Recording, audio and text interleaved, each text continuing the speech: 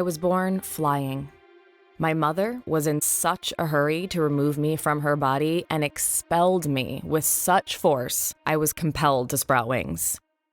In the beginning, there were 2 of us, but while I floated up, up, up, my baby sister, younger by 7 minutes, crashed to the tiled floor, her tiny head shattered like a pale robin's egg.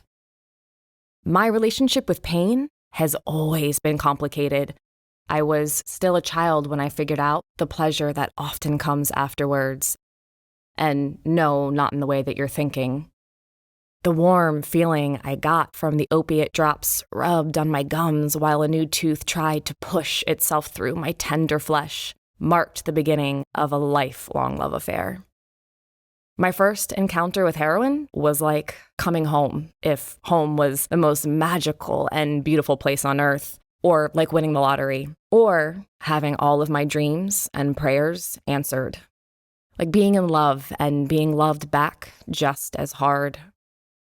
I was loyal. My feelings never wavered, be it in sickness or health, and there's been plenty of sickness.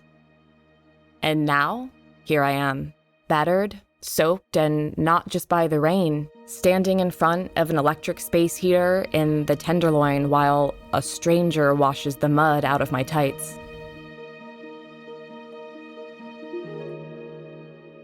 Before I thought I was a beast, I knew that I was a great beauty.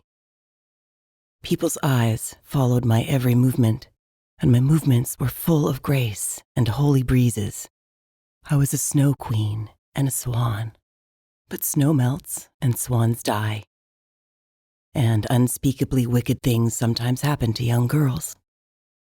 Like me. Instead of watching myself pirouette in long mirrors, I sit on the rusty hood of a permanently stalled Dodge Dart and watch the rest of life dance by me. I've learned to be still enough that no one can see me, or so I tell myself. My beauty has been outweighed by my battering. My grace has lost the battle. I'm melting, and no one can see, or so I think. I've always been bad at pretty much everything. In kindergarten, I struggled to print my name, ended up poking my table partner in the soft part of her hand between her earnest, pencil-clutching little fingers. At quiet time, well, I just couldn't do it. I couldn't even look cute like the other little girls. Always too much of me in some places and not enough in others. Each year I moved up a grade where more work waited for me. More kids laughed at me. Reading was an absolute shit show. The letters ran away from me. For Christ's sake, I still could have used some help writing my goddamn name. And at home... When I got to 6th grade, I finally found something I was good at. And I mean good. Fucking! All that time I had a great talent hiding between my legs. Who's laughing now? My body is a temple, really. The collection plate is always full of blood and tears and jewels and money, sometimes even nail parings or prayers. I love it all. My congregants worship the ground I walk on. They lick the floor before I place my long, slender, Louboutin-clad feet upon it. They lick it again as I glide by, hoping for a crumb of dirt from my shoes. Fat chance. Or if they're really lucky, a sharp kick to the rib cage. I am a goddess. When I slam the dungeon door to announce my arrival, everybody and everything stands at attention. Unless I command otherwise, of course. My mind is like the steel traps I keep my slaves in. Strong, sharp, and brilliant. Blindingly so, really. I don't miss a trick.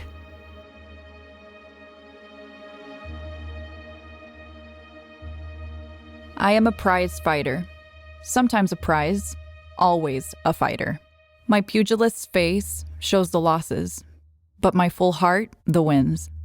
My daughter is my sunshine, my oxygen, the real and only reason I put on sparkles and a smile and come out here every night. The smile is because I'm thinking about her, how I'll make her lunch for school in the morning, watch her line up her sharpened pencils and notebooks just so before putting them in her backpack. Her crisply starched and ironed uniform hanging in the closet fills me with joy. My uniform, blue sequins. Hers, cordon plaid with a Peter Pan collar. She is my angel, my heart, the true prize.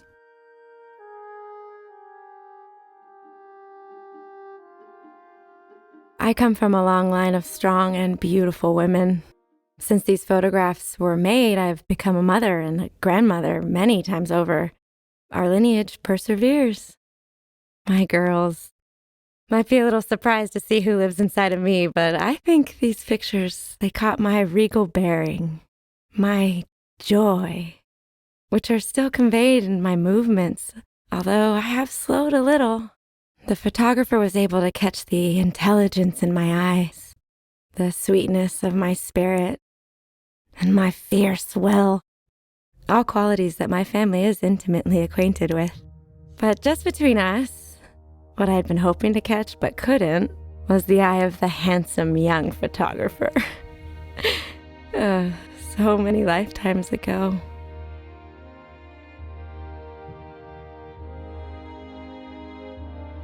In a city bursting with ripe, gorgeous women, I'm at the top of the heap. Exactly where I like it. On top and in charge. No glass ceilings to get in my way. No glass houses or stone throwers for me. Beauty is currency, electric and otherwise, so I should be set for life. Or at least the next 10 years. Or until the next crop of young lovelies washes up on the shore. Then I'll jump on my bike and roar off into the sunset. There's nothing like young flesh, preferably fresh and female. And did I mention young? Mine is especially captivating. I have so much of it, a bounty. I once heard someone describe my flesh as an embarrassment of riches. Let me assure you, when I see myself reflected in a mirror, or a window, or a glass tabletop, embarrassment is the farthest thing from my mind. When I enter a room, all eyes are on me where they'll stay, which I am perfectly at ease with.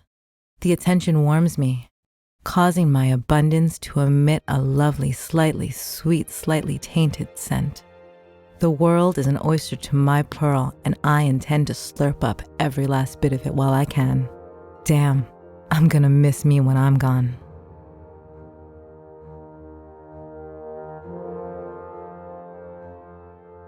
I keep to myself. My world has room for one, and that's me. Not me and my man. He needs to keep out.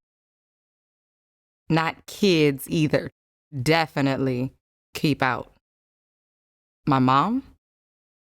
Same thing. My dad? Don't know him. Myself? Maybe I don't know her either. Sometimes not even enough room for her. 20 toilets scrubbed and scoured, or 20 minutes on my back. 15 beds with dirty sheets stripped and remade, or 15 minutes on my knees. Sweating over a crusty, greasy kitchen, or doing it doggy style for no time at all. Which would you choose?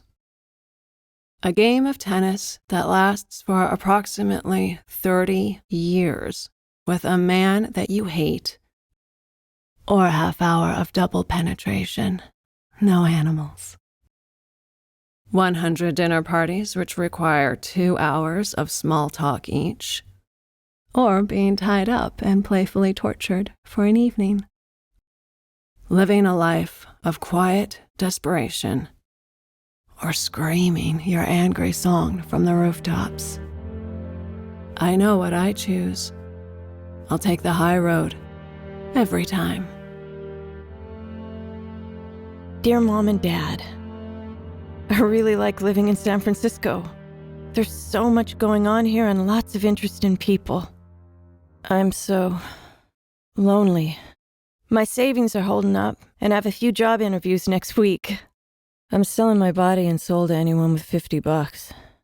Yesterday, I rode my bike to the Golden Gate Bridge and walked across it to Marin and back. It took all my strength not to jump. I'm making friends with some of the people in my apartment building. I especially like the photographer who lives down the hall from me. He sits with me when I'm dope sick and waiting to score. Nobody else talks to me. Has Honey had her puppies yet? Oh, I wish I could hug her right now. I'm so sorry. I hope Marissa had fun at the prom. I'm so sorry. Maybe I could come home for Thanksgiving? Please help me. Love, Hannah. They call me Pearl. At any given time, in any given place, there are Alices floating around us. We may not always recognize them, but they're here. They're skimming the landscape, sometimes stopping to hover just above, hoping to spy a safe place to land. Sometimes in a classroom, lost in the shuffle, lost in thought, or just lost.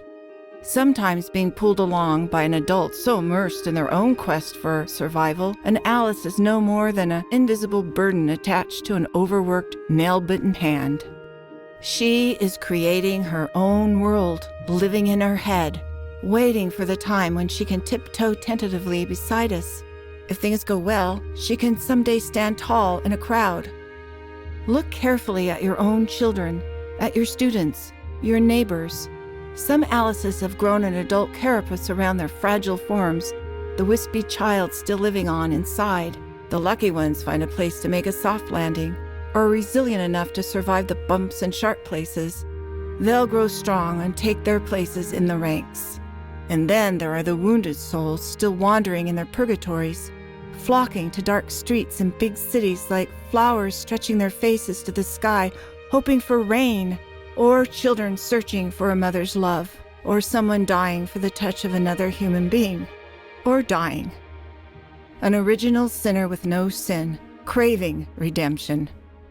So don't forget to look, and look carefully. You may be the place, you may be the one, the safe landing, be it bumpy or soft, because Alice has nowhere to land.